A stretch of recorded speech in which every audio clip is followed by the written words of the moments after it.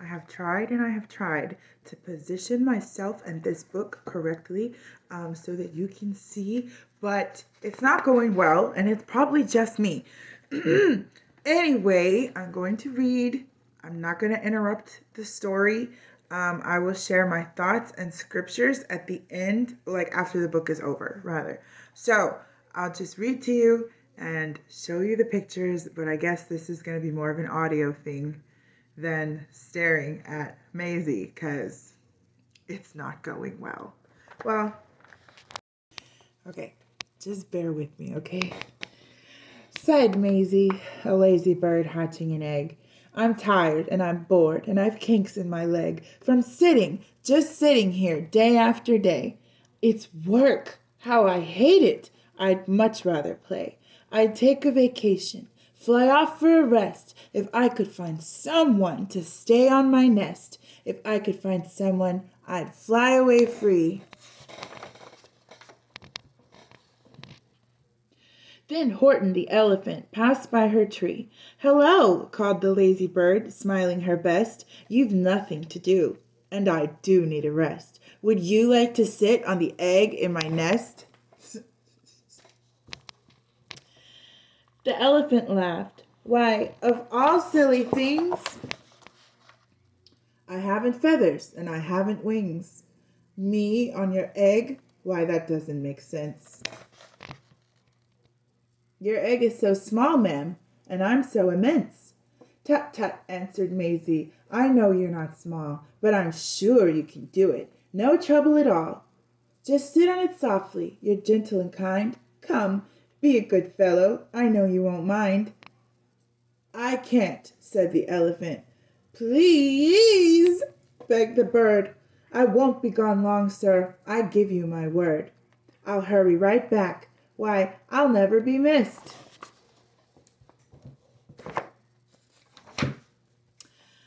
Very well. What are we doing? Very well, said the elephant, since you insist. You want a vacation? Go, fly off and take it. I'll sit on your egg and I'll try not to break it. I'll stay and be faithful. I mean what I say. Toodaloo, sang out Maisie and fluttered away.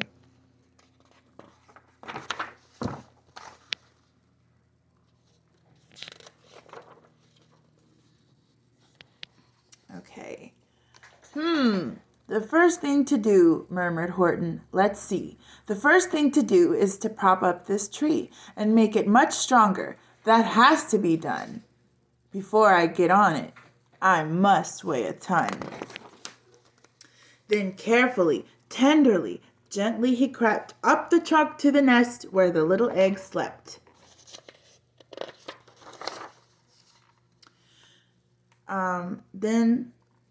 Then Horton the elephant smiled. Now that's that. And he sat, and he sat, and he sat, and he sat.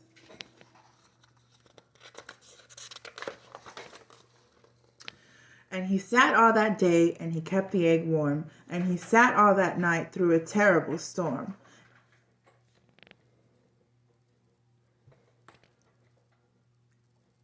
It poured and it lightened. It thundered, it rumbled. This isn't much fun, the poor elephant grumbled. I wish she'd come back, 'cause I'm cold and I'm wet. I hope that Maisie bird doesn't forget.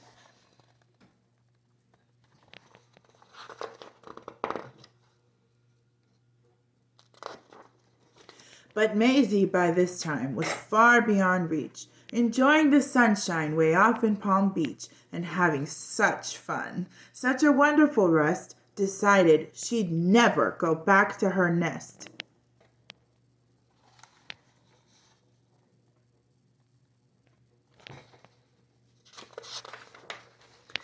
So Horton kept sitting there day after day, and soon it was autumn. The leaves blew away, and then came the winter, the snow and the sleet, and icicles hung from his trunk and his feet.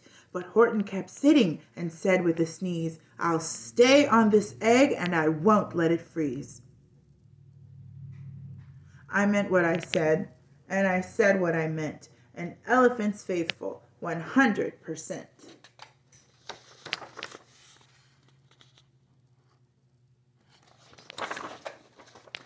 So poor Horton sat there the whole winter through, and then came the springtime with troubles anew. His friends gathered round, and they shouted with glee, "Look, Horton the elephant's up in a tree." They taunted, they teased him, they yelled, "How absurd! Old Horton the elephant thinks he's a bird."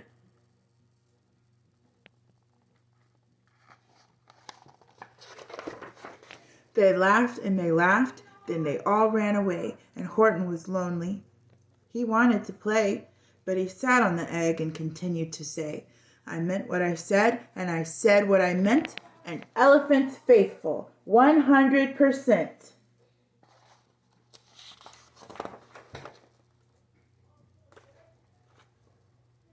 No matter what happens, this egg must be tended." But poor Horton's troubles were far, far from ended. For while Horton sat there, so faithful, so kind, 3 hunters came sneaking up softly behind. I know. He heard the men's footsteps. He turned with a start. 3 rifles were aiming right straight at his heart.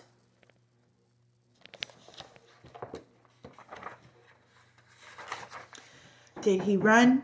He did not. Horton stayed on that nest. He held his head high.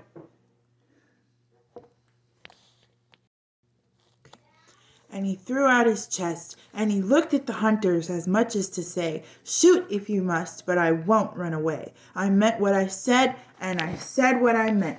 An elephant's faithful, 100%.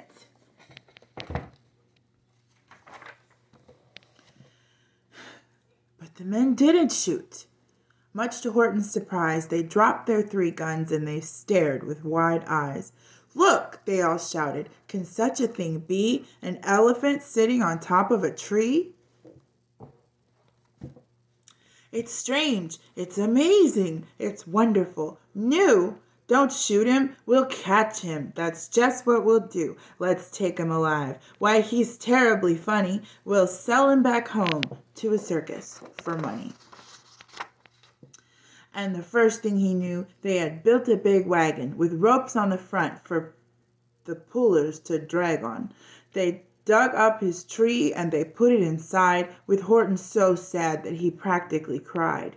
"We're off," the men shouted, and off they all went, with Horton unhappy, 100%.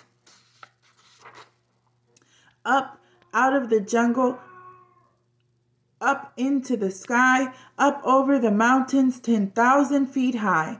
Then down, down the mountains and down to the sea went the cart with the elephant, egg, nest, and tree. Then out of the wagon and onto a ship, out over the ocean, and oh, what a trip! Rolling and tossing and splashed with the spray, said Horton day after day after day, "I meant what I said, and I said what I meant, but oh, I am seasick 100%. Then, after bobbing around for 2 weeks like a cork, they landed at last in the town of New York. "All ashore!" the men shouted, and down with a lurch went Horton the elephant, still on his perch, tied to a board that could just scarcely hold him. Bump! Horton landed, and then the men sold him.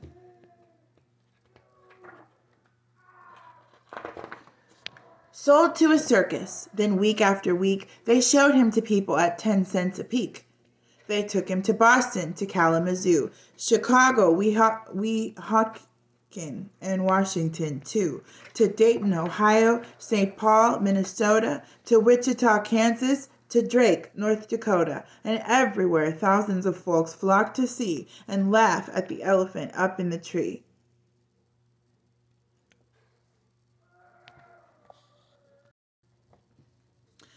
Poor Horton grew sadder the farther he went, but he said as he sat in the hot, noisy tent, "I meant what I said, and I said what I meant. An elephant's faithful, 100%.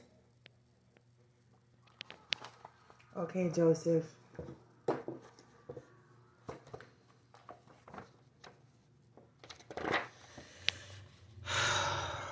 Then one day, the circus show happened to reach a town way down south, not so far from Palm Beach, and dawdling along the way up high in the sky, who, of all people, should chance to fly by but that good-for-nothing bird, Runaway Maisie, still on vacation and still just as lazy, and, spying the flags in the tents just below, she sang out, "What fun! Why, I'll go to the show!"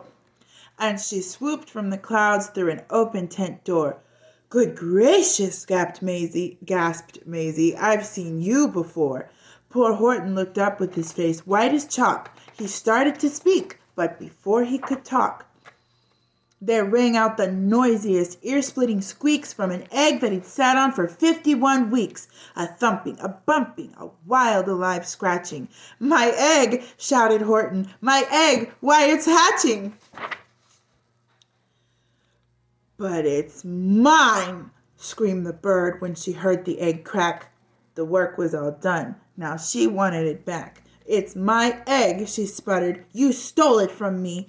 Get off of my nest and get out of my tree."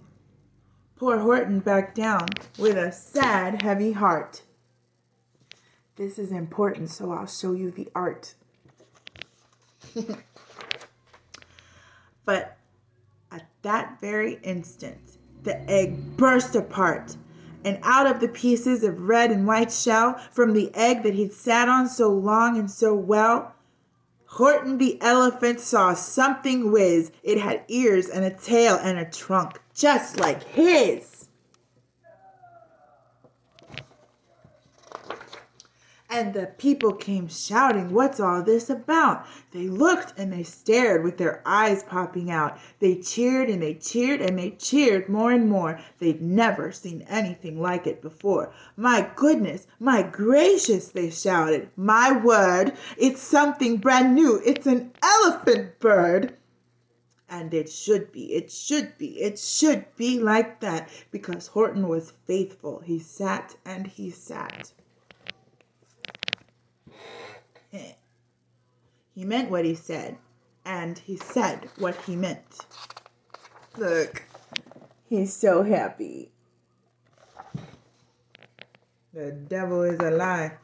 And they sent him home happy, 100%. And now, after all his hard work, he gets to show off his new baby that he worked really hard for. Okay, and here's the following artwork. Now, let's do this quick. I haven't much time. Okay, so on the first page, Maisie is sighing. She's tired. She's bored. She's only thinking about the problems, like the kinks in her leg. She's thinking it's work and I hate it. So her life is all about fun and it's all about self. And we get to learn a lot about the enemy through observing the negative characters in this book. So 1 Corinthians 13, chapter 1, it's saying that if you know all the secrets of the universe, and if you have all the money in the world and all these great gifts and talents, and you do them and you use them, but you don't have the proper heart posture, if you don't have love, then you're not worth anything. And that is what this lazy bird Maisie is, okay? She's only thinking of herself. She wants a vacation. Like, if Horton had to sit on this egg for 51 weeks, then homegirl, like, all she did was get knocked up. She did the fun part. She didn't want to do the work, and she flew off. So here we have a full-fledged narcissist, that it is better that she didn't get the egg, the child that was breathed into her womb. Okay, so then we move on. Horton pops up, right? He comes walking by the tree, and she just assumes that he doesn't have anything to do. But if he's walking by her tree, then he obviously was on the way somewhere. And because it's, so he's on his way somewhere. She assumes she's selfish, fully exposing her narcissistic nature. She asks him to do something that is completely ridiculous. He has the faith to do it, but he's giving her all of the logical reasons and explanations why he shouldn't, no, that's absurd. I don't want to do it. But because he's an elephant, she deems he's trustworthy, and she's pushy, her narcissistic nature, and She gets him to say yes. Now, because he's faithful, he's also thinking that she is faithful, right? So she says, I won't even be missed. I give you my word. And he's like, okay, I'll give you a break.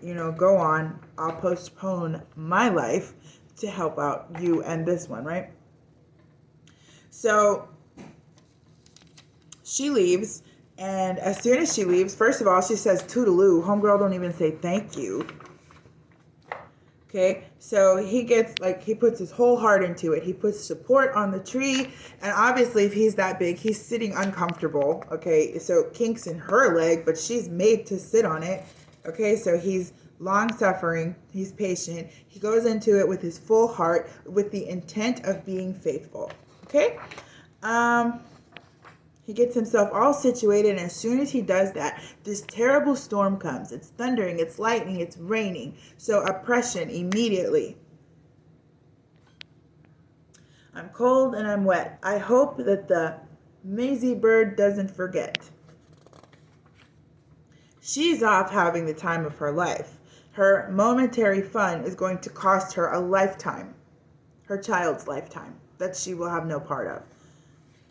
Okay, after his rainstorm, his thunder and lightning, he immediately gets hit with the winter, which is icy and snowy and sleeting, and he's not able to get underneath any shelter because he is the shelter. So he's even more long suffering, he's uncomfortable in his position, and now he's uncomfortable with his external situations. Literally, the world is coming against him.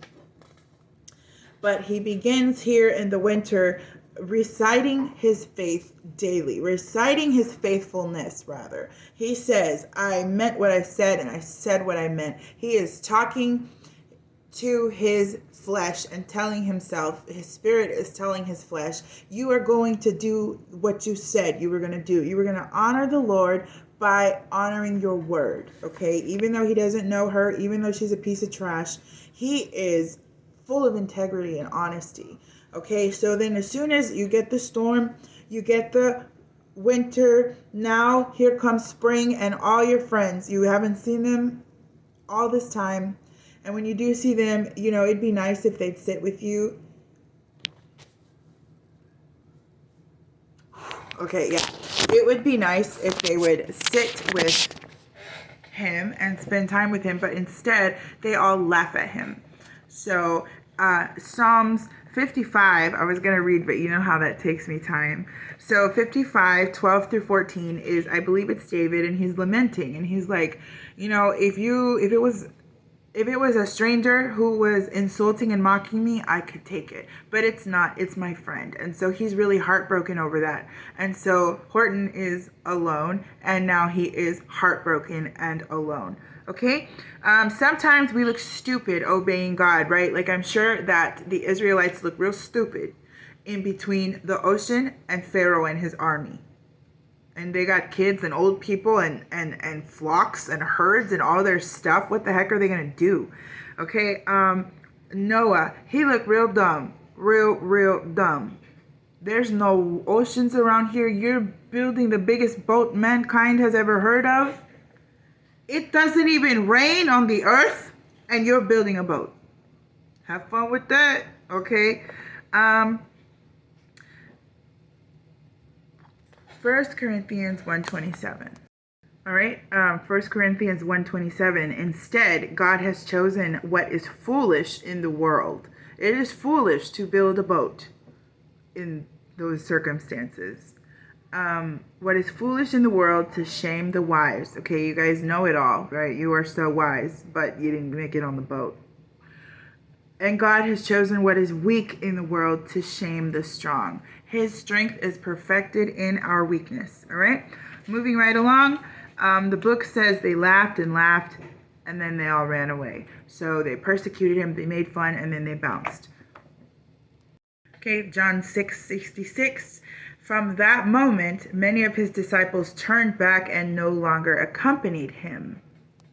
Isaiah 53:3. He was despised and rejected by men, a man of suffering who knew what sickness was. He was like someone people turned away from. He was despised and we didn't value him.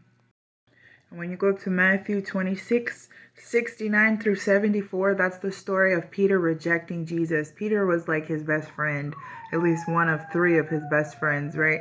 His closest.